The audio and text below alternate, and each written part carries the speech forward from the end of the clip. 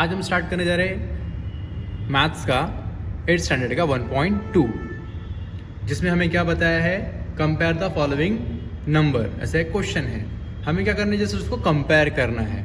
Comparison के लिए आपको अगर मैं एक सिंपल सी चीज़ समझाऊं तो हमें सिर्फ क्या कंपेयर करना है कि कोई एक नंबर है, लेट्स से यहाँ पर 8 है और यहाँ पर 7 है, तो हमें कंपेयर करना है, बताना ये है कि कौन सा नंबर छोटा है और कौन सा नंबर बड़ा है। अब यहाँ पर आपको दिख रहा है कि 8 जो है वो बड़ा है, तो हम क्या करेंगे, ये साइन लगा देंगे।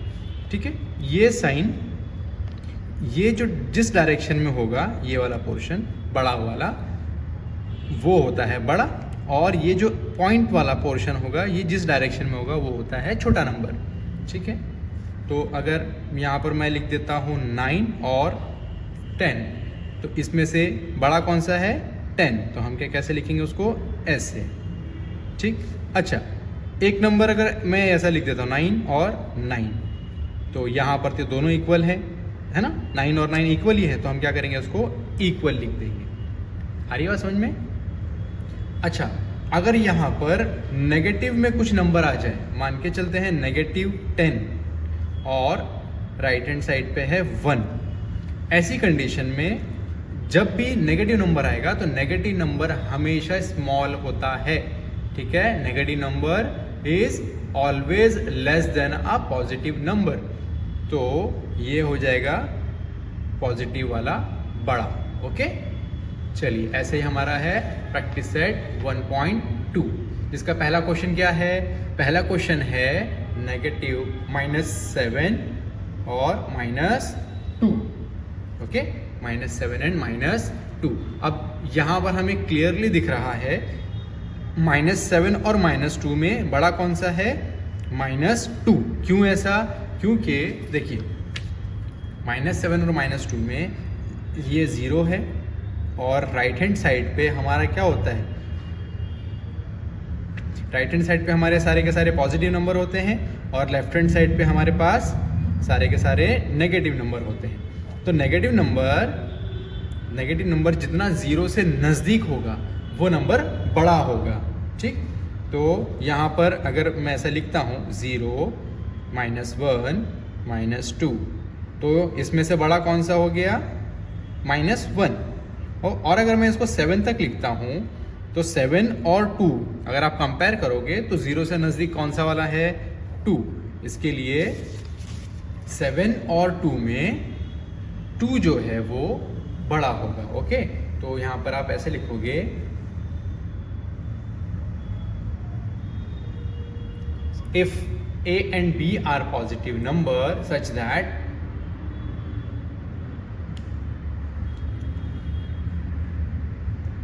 चलिए, अब है क्वेश्चन नंबर 2। क्वेश्चन नंबर 2 में हमें क्या दिया है, क्वेश्चन नंबर 2 में हमें दिया है 0 और -9/5।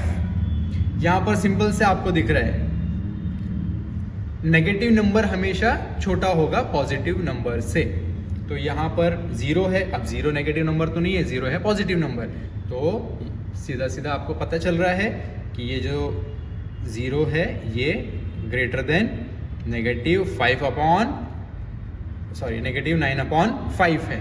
तो आप इसके आगे लिखो, on a number line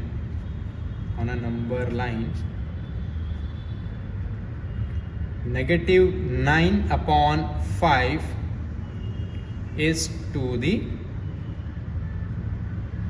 left of 0.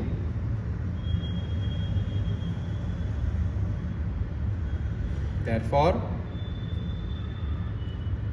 0 is greater than -9/5। आ रही है बात समझ में? चलिए, अब है हमारा क्वेश्चन नंबर 3। क्वेश्चन नंबर 3 में भी सिंपल दिया है, पर यहाँ पर क्या दिया है, देखिए, क्वेश्चन नंबर 3 है 8/7 और 0, ये हमारा क्वेश्चन नंबर 3 है। ओके, तो क्वेश्चन नंबर 3 में 8/0 दिया है। अब हमें पता है कि 8/7 0 से तो बड़ा है ना। अगर ये माइनस होता तो हम लिखते कि 0 बड़ा है, पर यहाँ पर नेगेटिव नहीं दिया है कहीं पर भी। इसके लिए बड़ा इसमें से कौन है? इसमें से बड़ा है 8/7। 8/7 क्या है? Greater than 0। तो यहाँ पर आप आंसर लिखो, on a number line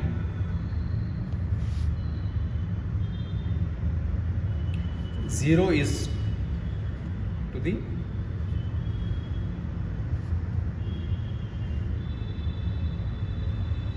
left of 8/7। ठीक है, ये उसका रीजन है। आपका 0 कहाँ पर है? लेफ्ट साइड पे है ना, इसके लिए, और वो छोटा भी है, इसके लिए 8/7 जो है वो ग्रेटर है 0 से। चलिए नेक्स्ट क्वेश्चन क्या है आपका? नेक्स्ट है क्वेश्चन नंबर 4। क्वेश्चन नंबर 4 क्या है आपका? -5/4 और 1/4। अब देखिए, इसमें डिनोमिनेटर दोनों का सेम है, ठीक है। अगर डिनोमिनेटर सेम नहीं होता तो हम क्या करते, उसको सेम करते। अभी यहाँ पर आपके पास डिनोमिनेटर सेम है, इसके लिए हम क्या सिंपली बता सकते हैं कि इसमें से छोटा कौन सा है और बड़ा कौन सा है। ओके, तो देखो आपको पता ही है negative number is always less than positive number, जिसकी वजह से -5/4 लेस है किससे? 1/4 से। नीचे आप रीजन लिख दो, negative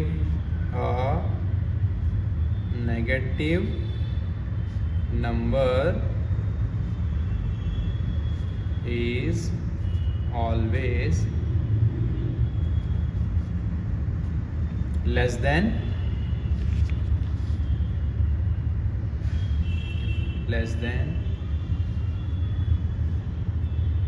a positive number।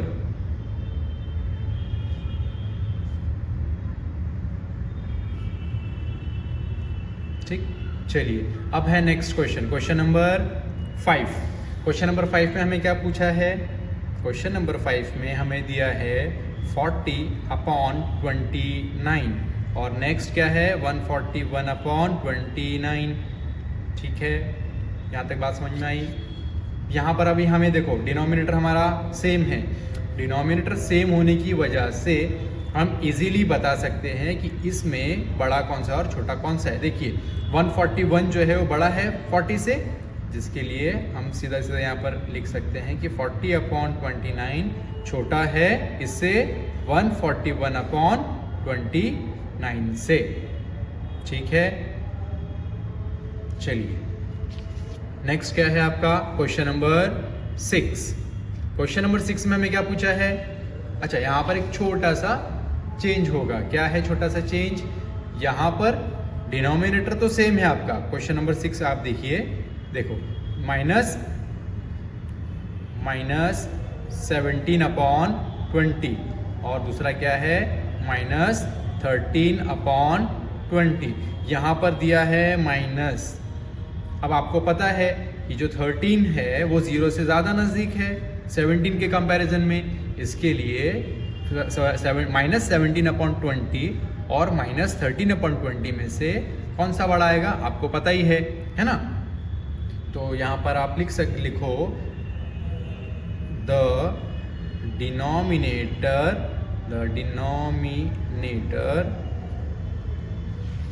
of the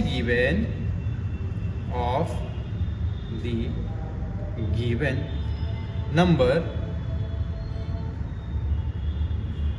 are the same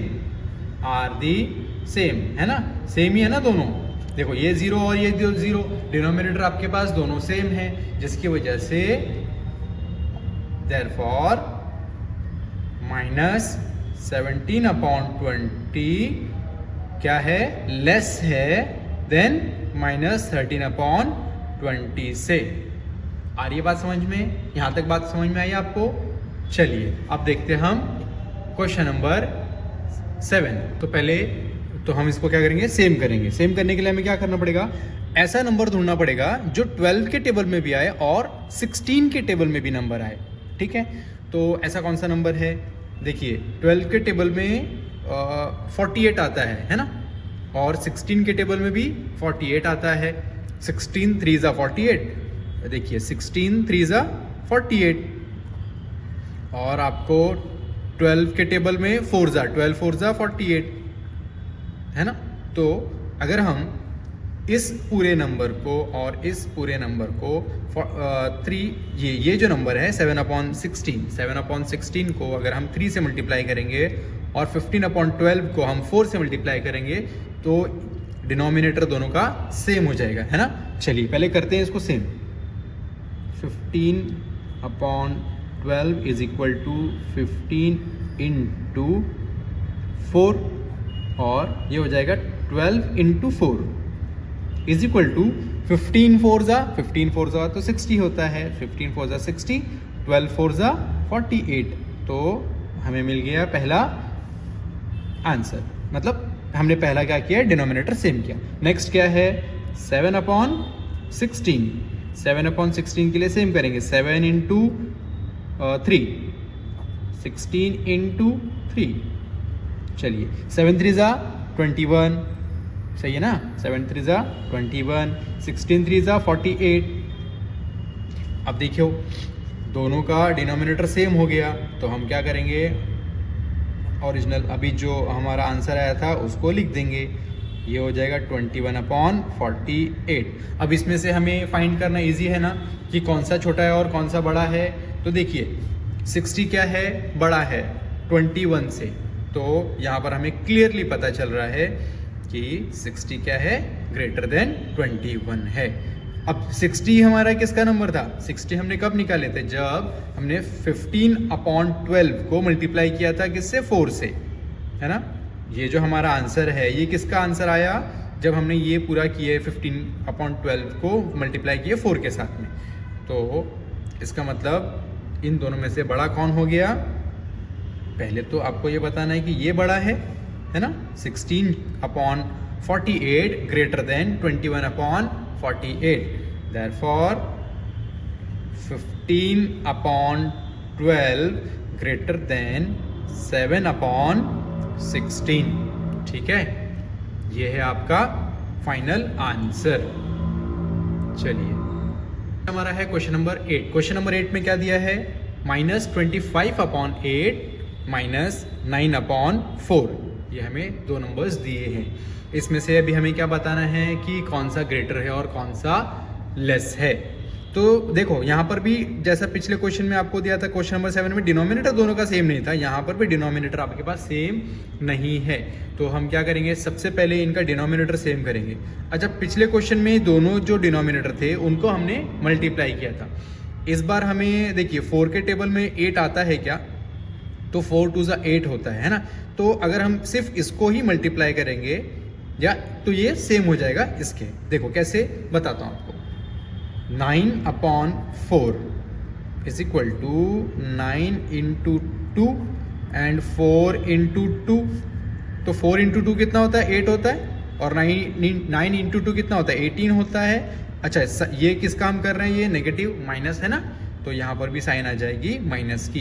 तो आपका जो जब दोनों का डिनोमिनेटर आपके पास अभी सेम हो गया, अब यहाँ हम क्या करेंगे, यहाँ पर लिख देंगे 25/8, और सेकंड नंबर क्या है आपका -18/8।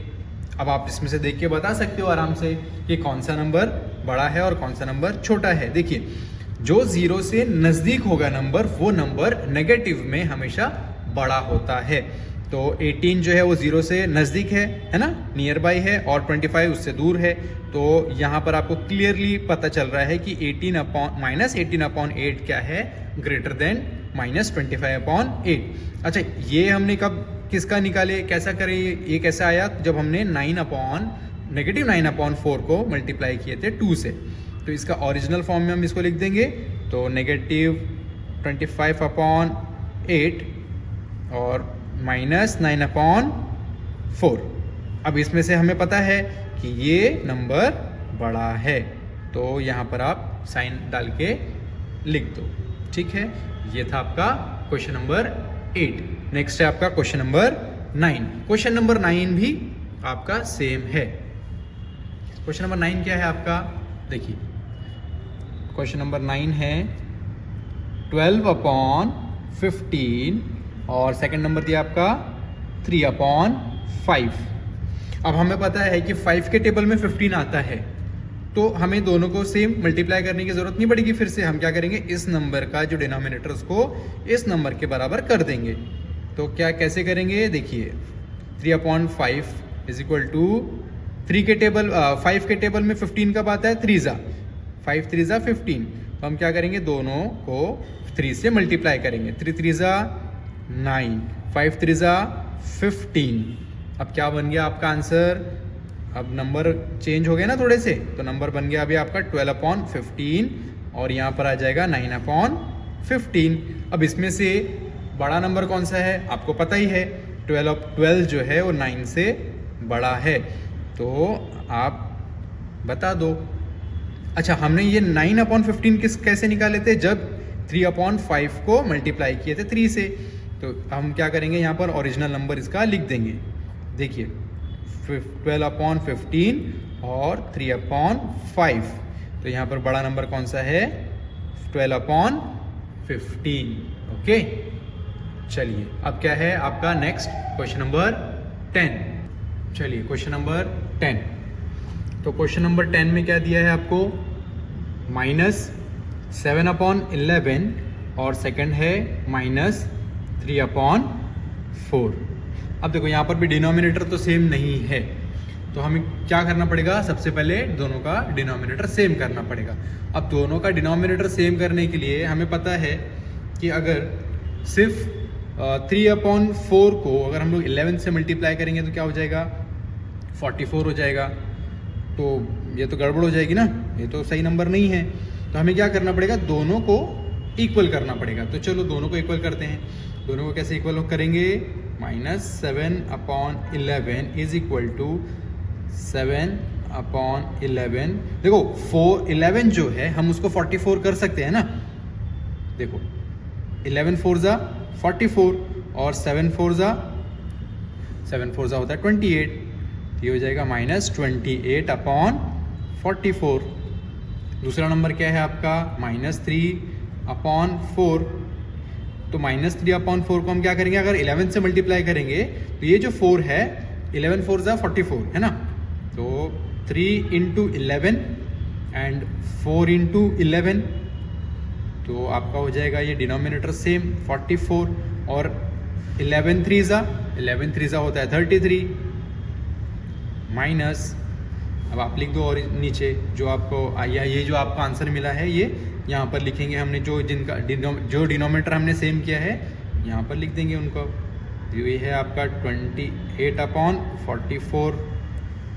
नेक्स्ट क्या है आपका 33/44, दोनों नेगेटिव में हैं। चलिए अब इसमें से 0 से नज़दीक कौन सा है, 33 या 28, आपको पता ही है 28 0 से नज़दीक है, इसके लिए 28 -28/44 बड़ा है किससे, -33/44 से। अच्छा, हमने ये किसको चेंज किए थे, ये जो नंबर्स हमने निकाले हैं ये कहाँ से निकाले हैं, नंबर्स हमने निकाले थे यहाँ से। तो अब इसका ओरिजिनल नंबर्स में लिख देते हैं इसको। ओरिजिनल क्या है इसका, 7/11 नेगेटिव में, और ये 33 कहाँ से आया था, यहाँ से, ये हो जाएगा 3/4। अब हमें पता है कि 28 -28/44 क्या है, बड़ा नंबर है, और -28/44 किसका नंबर था, 7 का। Therefore 7/11 is greater than -3/4। और ये था हमारा प्रैक्टिस सेट 1.2 है ना, और आपका ये पूरा हो गया है यहाँ पर।